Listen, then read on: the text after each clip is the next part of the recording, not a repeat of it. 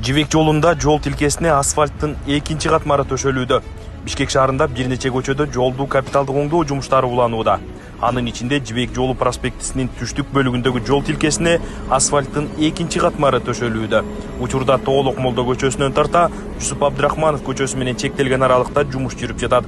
Буга чейин 6 сантиметр калыңдыктагы биринчи катмар асфальт басылган.